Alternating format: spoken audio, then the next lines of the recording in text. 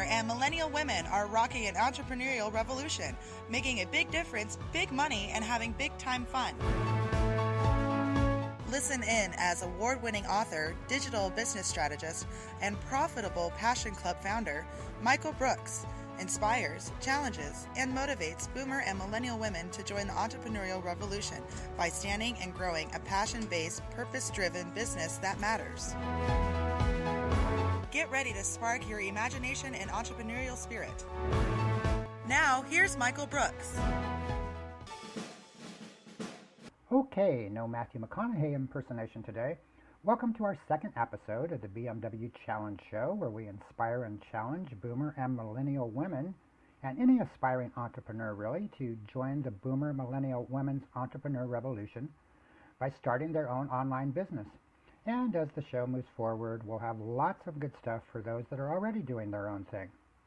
Now, we all have a job to do with this podcast. My job is to talk, and yours is to hopefully listen and learn. My challenge is to finish my job before you finished yours. So I'll try to meet my challenge and give you a challenge at the end. So let's go.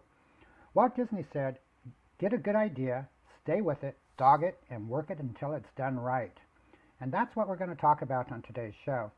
How do you get a profitable business idea based on your passions? Now, I call it a profitable passion. First, I want to thank the awesome Katie Segru, karaoke DJ extraordinaire, for her terrific introduction.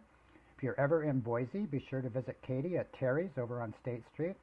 You can find her there on Sunday and Monday nights, and you'll have lots of fun with Katie.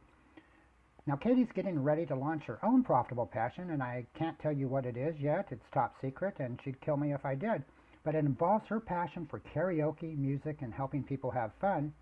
And that's a good segue into today's show. The most successful people do what they do out of passion, not money. As a result of pursuing their passion, they often make more money than they ever dreamed possible. But money's not the end game here. Sure, we all want to make 6 or 7 figures. Not having to worry about money makes life easier and far more enjoyable. But here's the thing. By focusing on making a difference in your clients' or customers' lives, by doing what you love, what you were born to do, creates a money magnet. Why? Because unlike working for somebody else, when you are doing what you love, you wake up every morning energized, empowered. You give it your all. It's kind of your baby. You want to nurture it and watch it grow into something spectacular. Dennis Diderot, I think he was a former prime minister from yesteryear in Great Britain, said, only passions, great passions, can elevate the soul to great things. Now here in the 21st century, Rick Warren, who wrote the best-selling Purpose-Driven Life, puts it this way. Each of us has a unique heartbeat that races when we think about subjects, activities, or circumstances that interest us. We instinctively care about some things and not others. Those are clues. Once you understand your passions, you begin to realize the direction you need to move in. Now, just because you're passionate about something doesn't mean you can always turn it into a profitable business. There has to be a market for it, and you have to test your idea or ideas, and we're going to get into that on a future show. So, how do you find your passions? Start by answering these questions. What are you doing when you feel most alive? What talents and skills do you have that you're not using now that you wish you could? And what are you talking about when others can feel the excitement in your voice? Also, what situations around the world, across the country, or in your communities pull at your heart? Sometimes you can turn that into a profitable business. I talked about Tom's yesterday, where the founder of that company, for every pair of shoes he sells, he gives a pair of shoes away to a third world country to people that need shoes. So give these questions some thought. Try writing down everything you love to do. Recall what you enjoyed doing in your childhood years. And if you're having trouble, ask your bestie or your best friend to help you out. Chances are they'll know exactly what your passions are. Also, keep in mind your passions are not static. Everybody develops new passions as the adventure of life goes on. Always take a look at your new passions in terms of the profitable passion possibilities. How do you find your profitable passion? Start by brainstorming. Think of all the possibilities for starting a business from something you're passionate about. Now, don't worry about how wacky, far-fetched, or even crazy the idea may seem. You can always vet the ideas later. Many of the best ideas actually evolve from something that appears to be absolutely ridiculous initially. And I always recommend keep an idea journal handy and write your ideas down as they come, or record them on your phone, which is what I do. Sometimes it's hard to remember what you came up with a day or two later, so by recording them either on the phone or on paper, you'll always remember what you were thinking about at the time. And you also want to make it fun. I like to play a what-if game with friends. What if we do this, or what if we do that? It's a fun way to brainstorm ideas.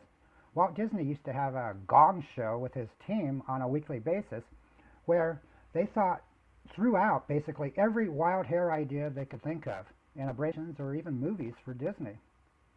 Now I want to talk about a couple of people that have turned their passions into businesses. Maya, who was a former corporate lawyer in New York City, high-paid corporate lawyer, was working basically 24/7, thought her job was killing her. She had no social life to speak of, and was getting sick all the time and stressed out, ulcers, the whole bit. She just got a wild hair one day and went in to her boss and said, "I quit." He asked her what she was going to do, and she said, "I'm going to bake." Baking had always been a passion of hers from childhood. So she went back to her studio apartment and started experimenting with cookie recipes. She loved to bake cookies. And when she got the recipes down to where she thought that they were sellable, she decided to do that. And she started an online business selling cookies. Now, Maya was also passionate about something else. She was passionate about quotes. So am I, by the way. You might have discovered that since I've done 3 quotes in here already. But Maya was passionate about quotes, and she needed something to stand out.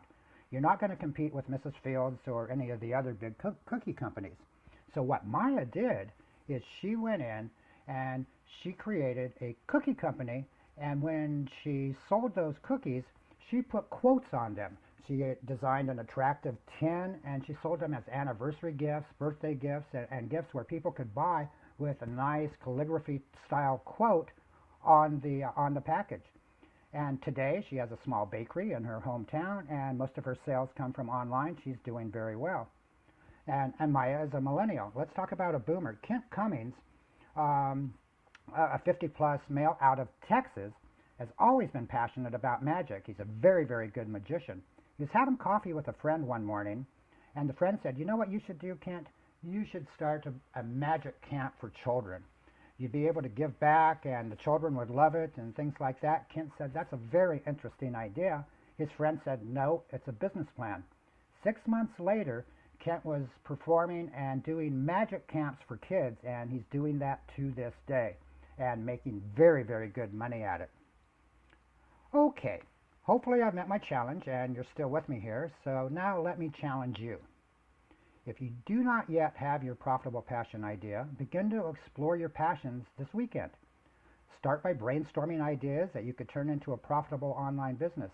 Play the what-if game with a friend or your significant other, and remember to have some fun with it. If this isn't fun, it's simply not going to work for you. I invite you to join our private Facebook community for entrepreneurs and those who want to be at facebook.com/groups Profitable Passion Club, and I hope to see all of you there. You'll find some good stuff there as well. Finally, as I mentioned in the last episode, I'm looking for a boomer, mother, millennial daughter entrepreneur combo, or just a boomer millennial team that are rocking it with their business to interview on the show. You can email me at profitablepassionclub@aol.com, and I'd love to hear from you. Also, happy birthday to my friend Dan. He and his wife Sue have been very kind, gracious, and patient with me. That's a wrap. Have an awesome weekend, everybody, and we'll be back next week. I'm Michael Brooks. Until next time, be great. Hi, Michael here. Thank you for listening, and I hope you enjoyed the show. If you could, before you leave, do me a big favor and leave a 5-star review or whatever star review, and your comments, I would truly appreciate it. Again, thanks for listening, and until next time, be great.